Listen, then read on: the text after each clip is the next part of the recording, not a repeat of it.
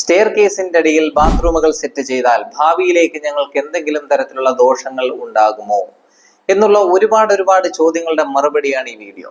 നിങ്ങൾ ആദ്യം തന്നെ മനസ്സിലാക്കേണ്ടത്, ഒരു ഭവനത്തിന് ബാത്റൂമുകൾക്ക് സ്ഥാനം 3 ദിശകളിലുണ്ട്. ഒന്ന് എന്ന് പറയുന്നത് കന്നിക്കോണിനും തെക്കിനും മധ്യയുള്ള സ്ഥാനമാണ് തെക്ക് പടിഞ്ഞാറിന്റെ തെക്ക് ദിശ. ഒരിക്കലും തെക്ക് പടിഞ്ഞാറിലേക്കോ തെക്കിലേക്കോ പോകാതെ സൂക്ഷിക്കുകയും വേണം. രണ്ടാമത്തെ ദിശയാണ് വടക്ക് പടിഞ്ഞാറിനും, അതായത് വായുകോണിനും പടിഞ്ഞാറിനും മധ്യയുള്ള സ്ഥാനം. മൂന്നാമത്തെ ദിശയായി അഗ്നികോണിനും കിഴക്കിനും മധ്യയുള്ള സ്ഥാനമാണെന്നും നിങ്ങൾ മനസ്സിലാക്കണം. ഈ ദിശകളിലാണ് നിങ്ങളുടെ ബാത്റൂം ഇരിക്കുന്നതെങ്കിൽ, ഇതിനോടനുബന്ധിച്ചാണ് നിങ്ങളുടെ സ്റ്റെയർ കേസ് പോയിട്ടുള്ളതെങ്കിൽ, സ്റ്റെയർ കേസിന്റെ അടിയിൽ ഈ ദിശകളിലാണ് നിങ്ങളുടെ ബാത്റൂം എങ്കിൽ, തീർച്ചയായിട്ടും വാസ്തുശാസ്ത്രപരമായി നിങ്ങൾക്ക് യാതൊരു തരത്തിലുള്ള ബുദ്ധിമുട്ടും ഉണ്ടാകാൻ പോകുന്നില്ല.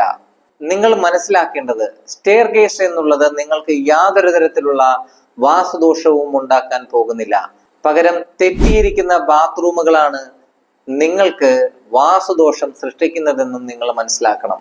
മറ്റേതെങ്കിലും ദിശയിലാണ് നിങ്ങളുടെ ബാത്റൂമുകൾ ഇരിക്കുന്നതെങ്കിൽ, അതിനോടനുബന്ധിച്ചാണ് നിങ്ങളുടെ സ്റ്റെയർ കേസ് പോയിട്ടുള്ളതെങ്കിൽ, സ്റ്റെയർ കേസിന്റെ അടിയിലാണ് തെറ്റായ ദിശയിൽ നിങ്ങളുടെ ബാത്റൂം ഇരിക്കുന്നതെങ്കിൽ, തീർച്ചയായിട്ടും നിങ്ങൾക്ക് പ്രശ്നങ്ങൾ ഉണ്ടായിരിക്കും.